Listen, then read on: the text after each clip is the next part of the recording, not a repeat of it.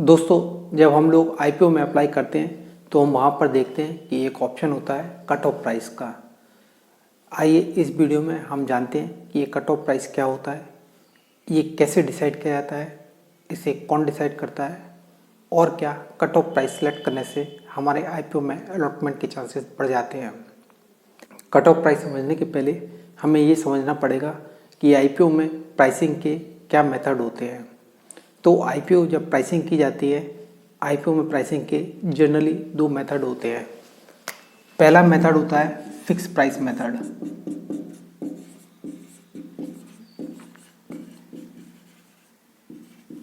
दूसरा होता है बुक बिल्डिंग मेथड।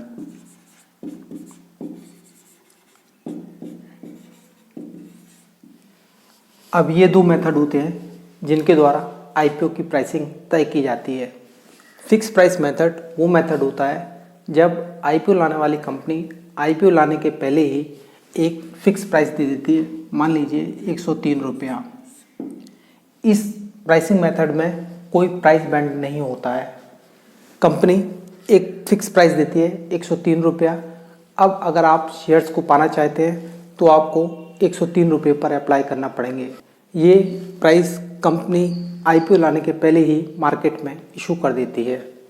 इस मेथड को हम बोलते हैं फिक्स प्राइस मेथड। दूसरा मेथड होता है book building method. Book building method में कोई फिक्स प्राइस नहीं होता है।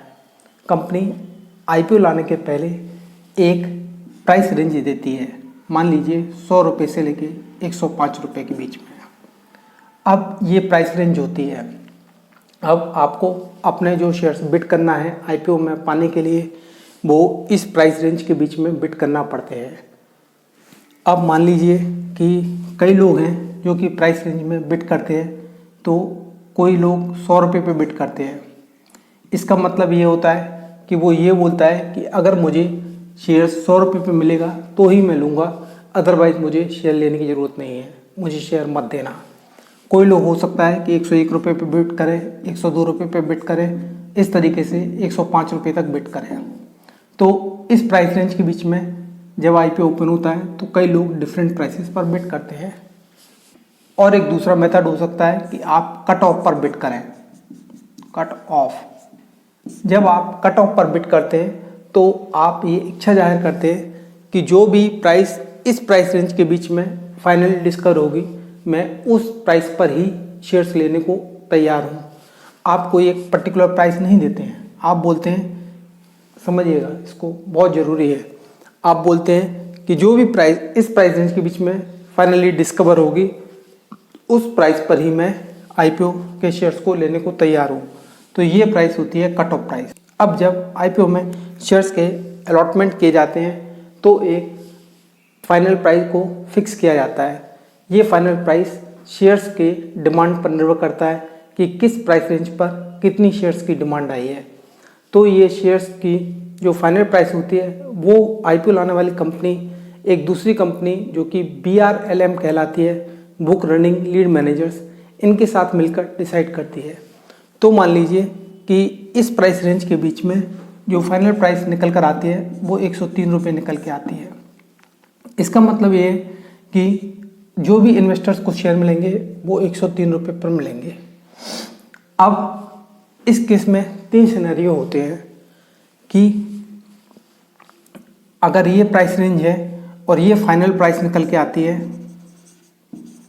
जिस पर इन्वेस्टर्स को शेयर इशू किए जाएंगे, तो इस केस में 3 सिनेरियो निकलते हैं। वो लोग होते हैं जो कि 103 रुपये के नीचे बिड करते हैं। क्योंकि इन्होंने 103 रुपये के नीचे बिड किया है जो कि फाइनल प्राइस के नीचे है, इसका मतलब ये होता है कि इनकी एप्लीकेशन रिजेक्ट हो जाएगी और इनको कोई शेयर्स का अलॉटमेंट नहीं मिलेगा और इनके पैसे को रिफंड कर दिया जाएगा। अब ये तो था पहला सिनेरियो। दूसरा सिनेरियो वो होता है, वो लोग होते हैं जो कि 103 रुपये से ऊपर की बिड करते हैं। जो लोग 103 रुपये के ऊपर की बिड करेंगे वो वैलिड बिडर्स होंगे और उनकी एप्लीकेशंस को शेयर अलॉटमेंट के लिए कंसीडर किया जाएगा। इसके बाद में तीसरा केस बनता है, वो लोग होते हैं जो कट ऑफ पर बिड करते हैं, कट ऑफ प्राइस पर बिड करते हैं। ये कट ऑफ प्राइस पर बिड करने का फ़ायदा ये होता है कि आप ये बोलते हैं कि भाई मैं प्राइस रेंज में प्राइस नहीं बताऊंगा, आप इस प्राइस रेंज में जो भी फाइनल प्राइस निकल के आए उसी प्राइस पर मुझे शेयर्स दे देना।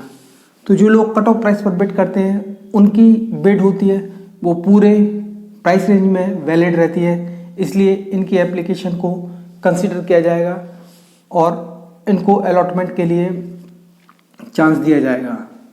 तो ये तो थी जानकारी कट ऑफ प्राइस के बारे में। अब बात आती है कि क्या कट ऑफ प्राइस पर अप्लाई करने से हमारे अलॉटमेंट में चांसेस बढ़ जाते हैं। तो जी हाँ, क्योंकि कट ऑफ प्राइस की जो बिड होती है वो आपकी पूरी प्राइस रेंज में वैलिड होती है। तो ये तो थी जानकारी कट ऑफ प्राइस के बारे में। अगर आप ऐसे ही आईपीओ से रिलेटेड और कॉन्सेप्ट्स को समझना चाहते हैं तो मैंने यूट्यूब के चैनल पर एक आईपीओ नाम की प्लेलिस्ट बना दी है, आप वहाँ जाएं और आईपीओ से रिलेटेड वीडियो देखें। इससे आपकी आईपीओ की समझ काफ़ी बढ़ेगी। अगर आपको ये वीडियो पसंद आया है तो आप चैनल को सब्सक्राइब करना और इस वीडियो को लाइक करना ना भूलें। और हाँ, अगर आप भी आईपीओ में अप्लाई करना चाहते हैं और आपके पास में डीमैट अकाउंट नहीं है तो मैंने इस वीडियो के डिस्क्रिप्शन में डीमैट अकाउंट ओपनिंग की लिंक दे दी है, आप वहाँ जाएं और अपना डीमैट अकाउंट खोलें और कोशिश करें कि आप डीमैट अकाउंट अपने फैमिली मेम्बर्स के नाम पर भी खोलें, जिससे कि आपके आईपीओ में अलॉटमेंट के चांसेस बढ़ जाएंगे।